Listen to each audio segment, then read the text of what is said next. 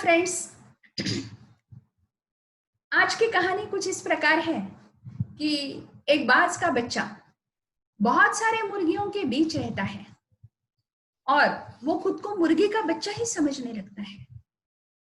एक बार वो बाज का बच्चा देखता है कि आकाश में कोई तो भी एक पंछी है जो बहुत एटीट्यूड से उड़ रहा है।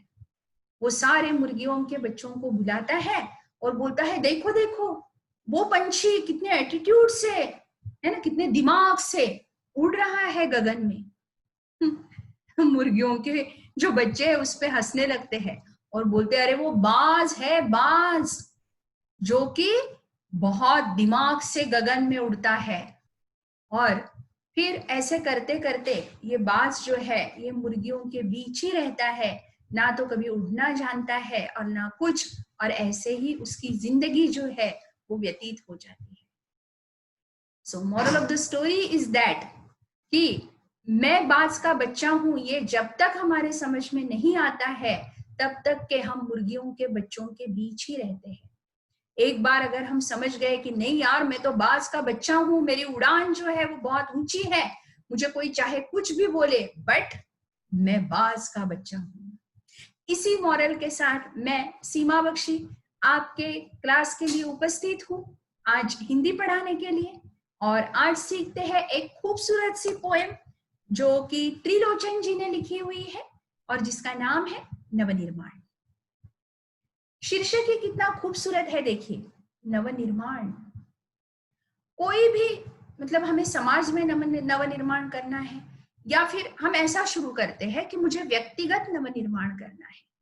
व्यक्तिगत नवनिर्माण करना है मतलब क्या करना है, तो मुझे पर्सनल, मैं जो कुछ हूं मुझे मेरी सोच बदलनी होगी। समझ गए? जी हाँ, मुझे मेरी सोच बदलनी होगी तो मुझ में नवनिर्माण होगा। अब समाज का नवनिर्माण करना है। समाज में जो गलत परंपराएं हैं उसको मुझे मिटाना है और उसमें नवनिर्माण करना है, रिवॉल्यूशन करना है। समाज के बाद आता है फिर स्टेट, राज्य के बाद आता है फिर देश और फिर विश्व, है ना। राष्ट्रीय नवनिर्माण, वैश्विक नवनिर्माण, कई तरीके से हम कर सकते हैं। त्रिलोचन जी बहुत खूबसूरत लिखते हैं और आपकी ये पहली ही पद्य रचना बहुत खूबसूरत है, इतनी सुंदरता से शब्द रचना की हुई है। विधा, विधा का मतलब है टाइप, प्रकार। त्रिलोचन जी, उनका जन्म जो है वो देखिए 20 अगस्त 1917 में हुआ है। 1917 मतलब अगर हम ऐसा समझते हैं कि इन्होंने ये जब 40 साल के थे तब ये कविता लिखी थी, तो भी 1957, है ना, इतनी पुरानी है। और इनकी प्रमुख कृतियां भी इसमें दी हुई है। और विधा कौन सी है इसमें, तो चतुष्पदी 4 चरणों वाला छंद है। चतुष्पद, चतुष्पद का मतलब है 4 लाइन, 4 लाइन का ये चरणों वाला छंद है। चरण यानी पंक्तियां, 4 पंक्तियां हैं और एक एक कड़ी जो है वो उन्होंने कड़ी एक सूत्र में बांधी हुई है। कितने सुंदर है ना। काव्य रचना जो है यह चौपाई की तरह होता है। चौपाई यानी 4 चरण। इसमें 4 चरण होते हैं। इसके प्रथम, द्वितीय और चतुर्थ चरण में तुकबंदी होती है। इसके प्रथम, द्वितीय और चतुर्थ चरण में तुकबंदी होती है। अब इसमें द्वितीय और चतुर्थ चरण में तुकबंदी है। तुकबंदी का मतलब, आप जब छोटे थे नर्सरी में तो आपको राइमिंग वर्ड्स वाली पोएम्स रहती, वो राइमिंग वर्ड्स है। अगर आप इसमें पहली कड़ी देखेंगे कैसा है, तुमने विश्वास दिया है मुझको, मन का उच्छ्वास दिया है मुझको, मैं इसे भूमि पर संभालूंगा, तुमने आकाश दिया है मुझको। तुकबंदी, मुझको मुझको मुझको, है ना। अब देखिए, सूत्र यह तोड़ नहीं सकते हैं, जोड़ कर जोड़ नहीं सकते हैं, व्योम में जाए कहीं भी उड़ जाए, भूमि को छोड़ नहीं सकते हैं। समझ गए? मतलब मुझको मुझको मुझको, ये प्रथम चरण में है, पहली लाइन में है, द्वितीय चरण में है और चतुर्थ में है, 3 लाइन में है। तो इसे बोलते हैं तुकबंदी। भाव और विचार की दृष्टि से प्रत्येक चतुष्पदी अपने आप में पूर्ण होती है। प्रत्येक चतुष्पदी जो है, यानी कि समझो ये 8 चतुष्पद है ना, मतलब कि देयर आर 8 स्टैंजास, 8 कड़ियां हैं, लेकिन अगर ये एक भी कड़ी हम पढ़ते हैं तो वो अपने आप में परिपूर्ण है। उसका जैसे शेर होता है ना बेटा, शेरो शायरी जो होती है ना, उसमें कैसा अर्थ लगता है, एक भी कड़ी हो शायद, तो इसमें भी एक भी कड़ी है तो भी उसका अर्थ जो है वो अर्थ एकदम अच्छे से लगता है। सूत्र यह तोड़ नहीं सकते हैं, ऐसा सकते हैं मुझको मुझको, ठीक है। अब देखते हैं, प्रस्तुत चतुष्पदियों में कवि का आशावाद दृष्टिगोचर होता है। दृष्टिगोचर होना, दिखाई देना। होपफुली आप सब नोटबुक लेके बैठे होंगे, ठीक है। मैं ऑफ कोर्स पोएम जो है वो आपके साथ शेयर करूंगी बोर्ड पे, do not worry at all, ठीक है। 1 मिनट रुक जाते हैं। तो हम इस कविता में कवि जो है वो कहते हैं कि उनका आशावाद जो है वो हमें उनके लिखावट से, उनकी रचना से दिखाई देता है। वर्तमान समय में सामान्य मनुष्य के लिए संघर्ष करना अनिवार्य हो गया है। देखिए अभी कैसे कि कोरोना है, बराबर। अब कोरोना है, ये कोई संघर्ष वाली बात नहीं है, लेकिन कोरोना के बाद जो हमारे सामने परिस्थितियां आने वाली है उसमें संघर्ष हमें जरूर करना होगा। आप विद्यार्थी है, आप छात्र है, आपको संघर्ष करना है। कभी वो पढ़ाई के लिए हो सकता है, यानी कि कभी वो मानसिक स्वरूप से हो सकता है, या कभी हम लोगों को शारीरिक स्वरूप से हो सकता है, कभी कभी आर्थिक स्वरूप से भी होगा। बहुत सारे बिजनेस जो है वो बिजनेस ठप हो गए होंगे, रुक गए होंगे, तो उनको आर्थिक स्वरूप से बहुत ज्यादा नुकसान पहुंच रहा होगा। तो इसलिए कवि क्या कहते हैं यहाँ पे, तो कवि कहते हैं कि वर्तमान समय में सामान्य मनुष्य के लिए संघर्ष करना अनिवार्य होगा, जरूरी होगा, नो ऑप्शन, अनिवार्य। अनिवार्य का मतलब है कंपल्सरी, जरूरी है, आवश्यक है, संघर्ष करना जो है वो आवश्यक है। कवि मनुष्य को संघर्ष करने और अंधेरा दूर करने की प्रेरणा देते हैं। अंधेरा कौन सा होता है? अंधेरा हमारे मन के भीतर होता है, अंधेरा अज्ञान का होता है।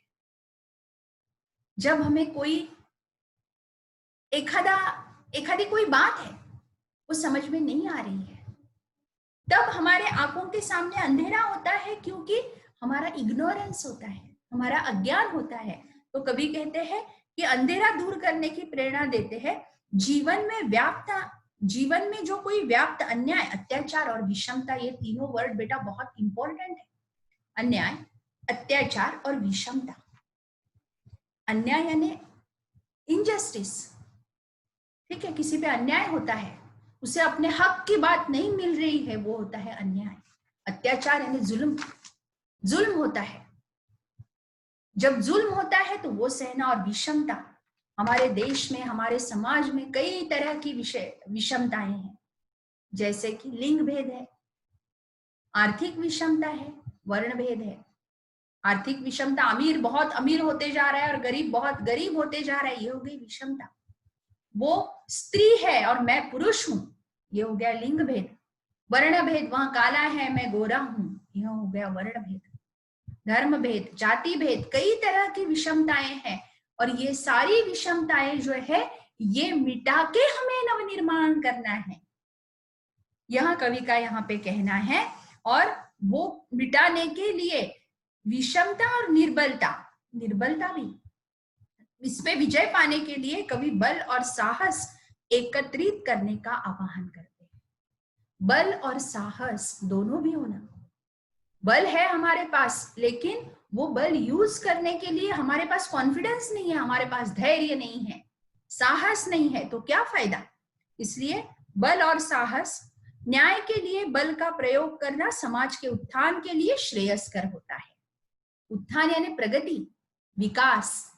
उत्थान का मतलब है विकास। श्रेयस्कर, कल्याणकारक। श्रेयस्कर का मतलब है कल्याणकारी। आप पेन और नोटबुक लेके बैठे हैं, श्रेयस्कर है। न्याय के लिए अगर कोई बल का प्रयोग करता है तो इट इज गुड। जी हाँ, बल का प्रयोग कीजिए, पीड़ित लोगों के लिए कीजिए। बल का प्रयोग जो है वो गुंडागर्दी के लिए नहीं होना चाहिए। जैसे कहा जाता है कि ज्ञान का प्रयोग जो है वो झगड़े के लिए नहीं होना चाहिए, ज्ञान का प्रयोग हमेशा विद्या के लिए ही होना चाहिए। उसी प्रकार बल का प्रयोग जो है वो किसी पे अगर अन्याय होता है तो न्याय के लिए झगड़ो, गुंडागर्दी के लिए बल का प्रयोग बिल्कुल भी नहीं होना चाहिए। तो इसलिए वह श्रेयस्कर होता है। इस सत्य से भी कवि अवगत कराते हैं।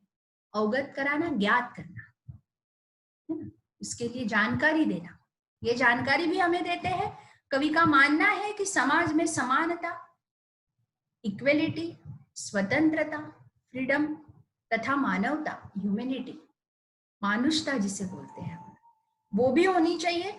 वो स्थापित करना हमारे जीवन का उद्देश्य होना चाहिए। पर्पस ऑफ लाइफ, हमारे जीवन का ये उद्देश्य है। हम समाज में रहते हैं, इसलिए समाज के प्रति हमारे जो कर्तव्य है उसमें स्वतंत्रता, समानता एवं मानवता, ये तीनों के लिए भी हमें झगड़ना चाहिए। चलिए अब देखते हैं हम हमारी पोएम कितनी सुंदर लिखी है त्रिलोचन जी ने। तो ये पोएम मैं अभी आपके साथ साझा करती हूँ। जी, ये हमने देख लिया है। अभी आगे कवि कड़ियों में क्या कहते हैं वो हमको देखना है। ये त्रिलोचन जी, अनिवार्य यानी कि आवश्यक, विषमता, भेद, उत्थान, विकास, प्रगति, अवगत कराना, जानकारी देना। वाह वाह, देखिए पहली कड़ी, पहली चतुष्पदी। तुमने विश्वास दिया है मुझको, मन का उच्छ्वास दिया है मुझको, मैं इसे भूमि पर संभालूंगा, तुमने आकाश दिया है मुझको। तुमने विश्वास दिया है मुझको, किसने? विधाता ने। जी हाँ, भगवान ने, ईश्वर ने मुझे विश्वास दिया है। मन का उच्छ्वास दिया है मुझको। उच्छ्वास यानी श्वास, जो श्वास जो है वो छोड़ने की प्रक्रिया, उसे बोलते हैं उच्छ्वास। मन का उच्छ्वास, छोड़ता हूं मैं, मेरे मन में जो भी बुरे विचार है, ये जो भी बुराई है वो छोड़ देता हूं, मैं इसे भूमि पर संभालूंगा। वाह वाह वाह, तुमने जो विश्वास दिया है मुझे, वो विश्वास मैं भूमि पर संभालूंगा, मैं उसे भूमि पर संभालूंगा। तुमने आकाश दिया है मुझको। कितने तरह के अर्थ निकलते हैं। देखिए क्या होता है कि जो भी कवि कविताएं करते हैं वो they are literary scientist, literature के साइंटिस्ट हैं वो लोग। अब देखिए मैं दो प्रकार से इसके अर्थ आपको बताऊंगी। इसका रसास्वादन भी आप लोगों को करना है इसलिए, और क्वेश्चन आंसर्स कैसे लिखने ये जूम पे बताऊंगी मैं आप लोगों को। आपकी गाइडलाइन के लिए एक बुक में से नोट्स जरूर भेजूंगी आपको, लेकिन सही तरीके से आंसर्स कैसे लिखने हैं वो आपको जूम पे बताऊंगी मैं, जब जूम मीटिंग लूंगी तब। तुमने विश्वास दिया है मुझको, हे भगवान तुमने मुझे विश्वास दिया है ना। ऐसा बोलते हैं कि कोई भी रिश्ता जो है वो विश्वास से शुरू होता है, और वह भी रिश्ता तब तक खत्म नहीं होता है जब तक कि धोखा नहीं होता है। मतलब विश्वास का अपोजिट वर्ड है धोखा। हे भगवान तुमने मुझे विश्वास दिया, मन का उच्छ्वास दिया है, जो भी गंदगी है मन के अंदर वो छोड़ने की शक्ति दी हुई है। मन का उच्छ्वास दिया है मुझको, मैं इसे भूमि पर संभालूंगा, विश्वास से रिश्ते संभालूंगा, विश्वास से दोस्ती संभालूंगा, विश्वास से सबको मानसिक आधार दूंगा, इसे भूमि पर संभालूंगा। तुमने आकाश दिया है मुझको, आकाश को छूने की ताकत दी है। वाह क्या बात है, क्या बात है। आकाश को छूने की ताकत दी है, मुझे विश्वास दिया है कि आकाश भी है, आकाश तक तुम पहुंच सकते हो, लेकिन उसके लिए हर एक का विश्वास संपादन करना बहुत जरूरी है।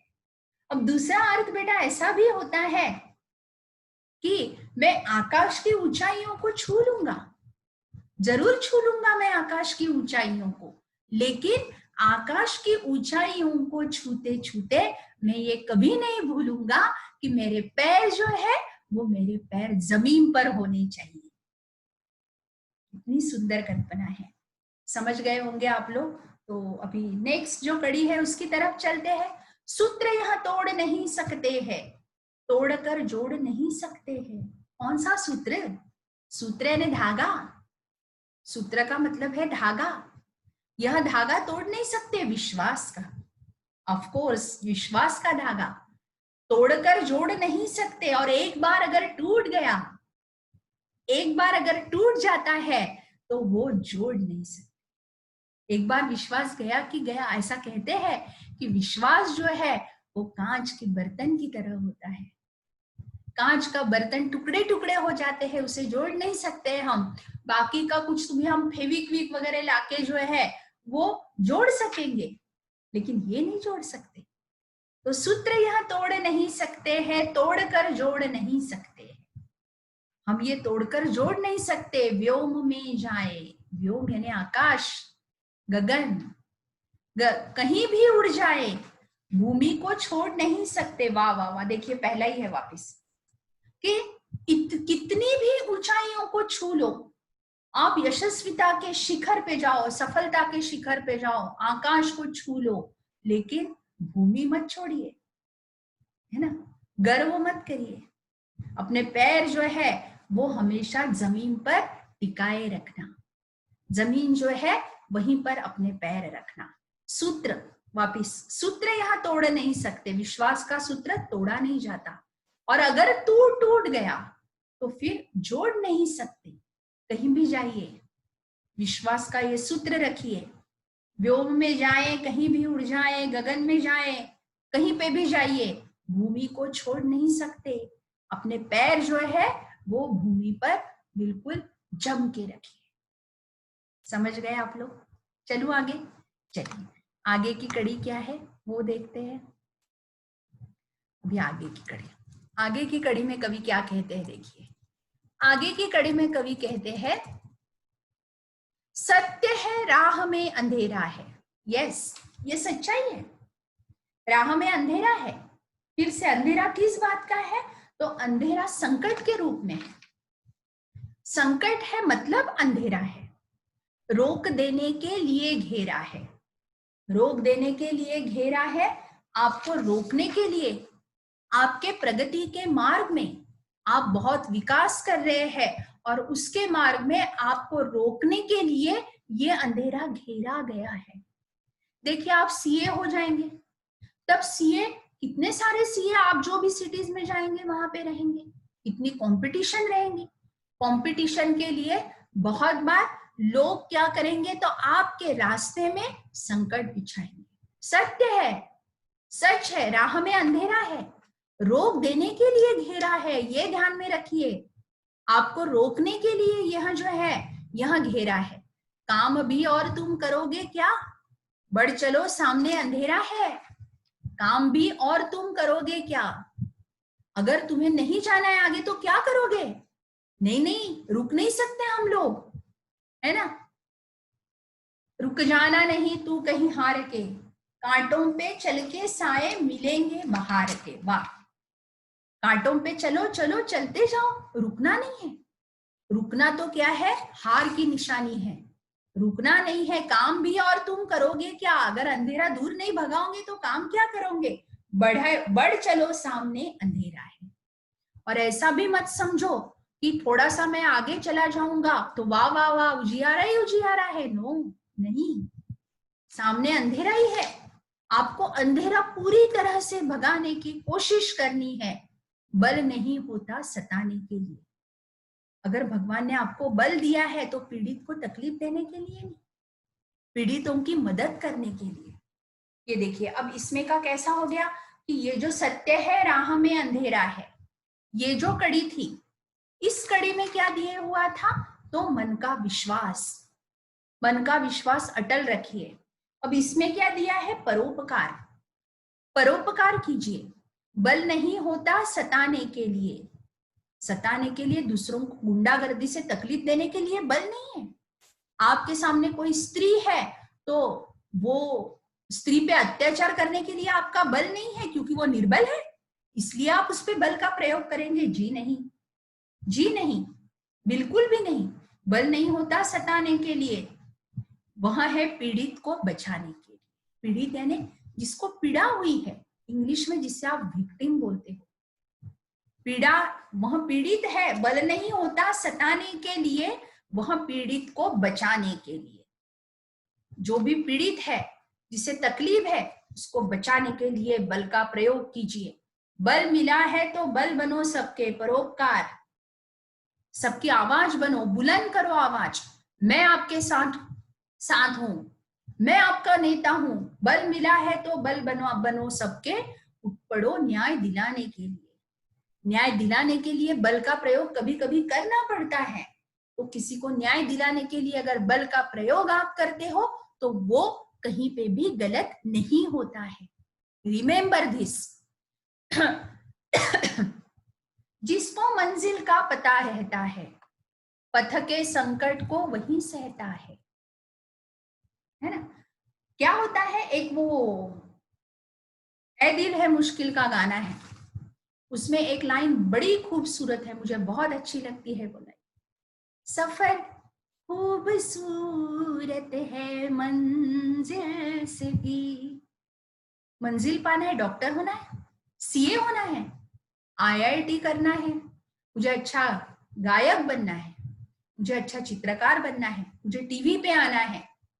ये हो गई आपकी मंजिल, ये है मंजिल। और वो मंजिल, जिसको मंजिल का पता रहता है, पथ के संकट को वही सहता है। कितना सुंदर कि जिसे मंजिल का पता है, मेरी मंजिल गायक बनना है, मेरी मंजिल सीए बनना है ना। तो ठीक है, पथ में संकट आएंगे और जाएंगे यार, कुछ नहीं, बड़ा पत्थर है, हटा दूंगा मैं, थोड़े से कष्ट होंगे मुझे, कोई बात नहीं, लेकिन आखिर में शिखर पर जाऊंगा ना। शिखर पे सिद्धि मिलेंगी, सिद्धि के शिखर पर, सिद्धि यानी सफलता, सफलता के शिखर पर मैं पहुंच जाऊंगा, वहां पे बैठूंगा। जब वहां पे बैठूंगा तब मुझे लगेगा कि जो जो सामने पत्थर आए थे, वो पत्थर मैंने कितने आसानी से बाजू में कर दिए। तब तो मुझे संकट जो है वो संकट लगा ही नहीं, संकट जो है वो संकट लगा ही नहीं। जिसको मंजिल का पता रहता है, पथ के संकट को वही सहता है। सहने की ताकत रखो, एक दिन सिद्धि के शिखर पर बैठ, अपना इतिहास वही कहता है। सिद्धि के शिखर पर बैठ जाओगे तो तुम्हारा नाम इतिहास के पन्नों पर आ जाएगा, लेकिन उसके लिए सहना पड़ता है, तो सहन करो। प्रीति की राह पर चले आओ बाबा। प्रीति की राह यानी प्यार की राह, प्यार की राह। किसी से, किसी के लिए भी मन में क्रोध नहीं है। यहाँ पे कैसा है देखिए, वैश्विक प्यार, ग्लोबल यानी ग्लोबल पीस भी बोल सकते हैं। वैश्विक शांति के लिए प्रीति की राह पर चलो, प्यार की राह, प्यार की राह हमारी मंजिल है। प्यार की राह पर चलते चलते हमें मंजिल मिलने वाली है, तभी हम नव निर्माण कर सकते हैं। नीति की राह पर चले आओ। नीति, नीति यानी मानुषता, मॉरल वैल्यूज जिसे आप बोलते हो, मानुषता के जो गुण होते हैं वह।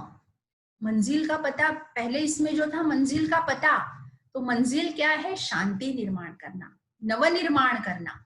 नवनिर्माण के इसमें संकट आते ही रहेंगे, लेकिन राष्ट्र का नवनिर्माण होगा, विश्व का नवनिर्माण होगा। प्रीति की राह पर चले आओ। लेकिन अगर हमें हमारे मंजिल तक पहुंचना है तो राह जो है, सफर की राह जो है, वो सफर की राह हमारी प्रीति की, प्यार की होनी चाहिए। नीति की राह पर चले आओ।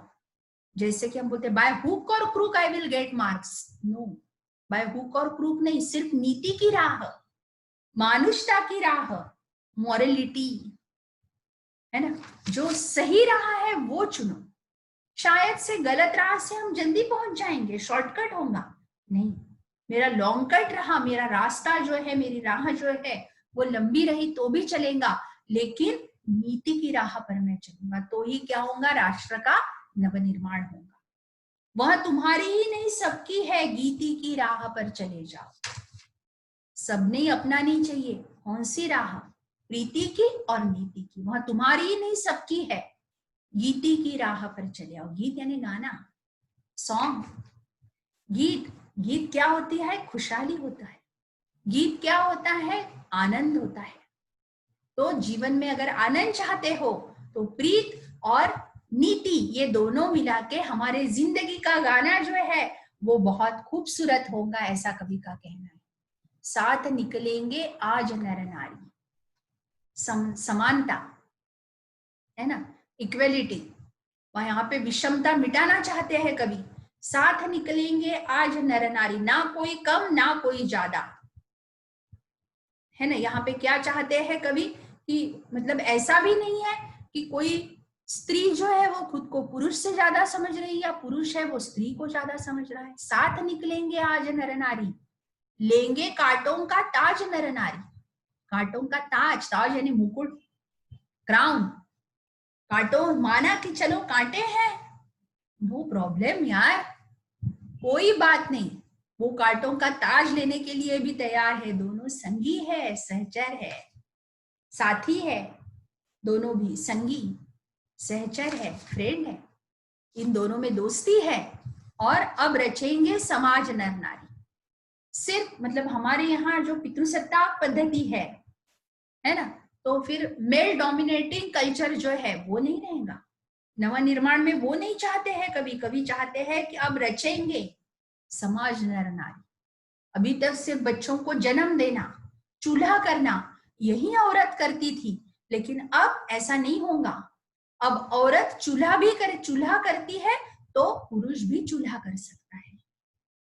पुरुष नौकरी करता है, औरत भी नौकरी करेंगी, स्त्री भी नौकरी करेंगी।